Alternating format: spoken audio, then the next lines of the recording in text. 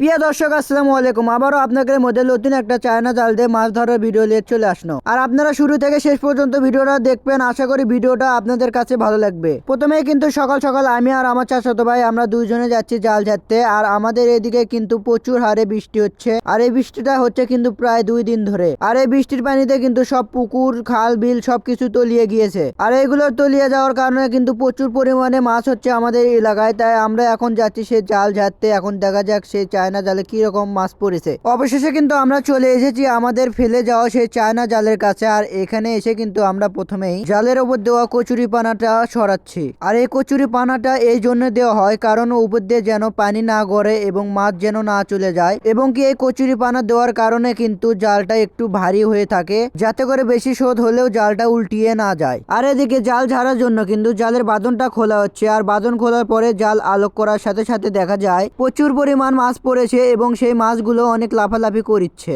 আর এই মাছগুলো যখন পানি থেকে উপরে ওঠানো হয় তখন দেখা যায় যে প্রচুর পরিমাণে দেশি মাছ পড়েছে এই চায়না জালে। আর এখন এই জালের মাছগুলো একটি পাতিলে ঢালা হচ্ছে। আর এদিকে মাছগুলো নিয়ে এসে ছাতির উপরে ঢালা হচ্ছে, কারণ এই মাছগুলো থেকে শামুক আলাদা করতে হবে। আর আমরা কিন্তু চায়না জালের আরেক মুড়ো টুনি ঝাড়িনি, এখন সেই টুনি ঝাড়ার জন্য আমরা আবার পানিতে নামছি। আর এখন কিন্তু পুরো জাল ঝাড়তে ঝাড়তে এক মুড়ো টুনিতে সব মাছগুলো নিয়ে আসা হচ্ছে। আর এদিকে জাল ঝাড়তে ঝাড়তে যখন টুনিতে নিয়ে আসা হয় তখন দেখা যায় জালের এই সাইডেও প্রচুর পরিমাণে সব দেশি মাছ পড়েছে। তবে এই সাইডে বেশি দেখা যাচ্ছে যে মাছের থেকে কিন্তু শামুক বেশি পড়েছে। আর এখন কিন্তু এই মাছগুলো পাতিলে ঢালা হচ্ছে। আর মাছগুলো পাতিলে ঢালার পরে কিন্তু সেই মাছগুলো পানি থেকে উপরে নিয়ে যাওয়া হচ্ছে। আর উপরে নিয়ে গিয়ে কিন্তু আগের মাছগুলোর সঙ্গে কিন্তু এই মাছগুলো রাখা হচ্ছে। এখন এখান থেকে কিন্তু শামুক আর মাছগুলো সব আলাদা করব। আর এদিকে শামুক আর মাছ আলাদা করার পরে দেখা যায় যে আমাদের জালে প্রচুর পরিমাণে দেশি মাছ পড়েছে। আর এই পুরো জাল মিলে কিন্তু 1-1.5 কেজি সব দেশি মাছ পড়েছে। আর এখন আমরা এই মাছগুলো নিয়ে বাড়িতে যাব। তা আপনাদের কাছে যদি ভিডিওটা ভালো লেগে থাকে অবশ্যই ইউটিউব চ্যানেলটা সাবস্ক্রাইব করবেন এবং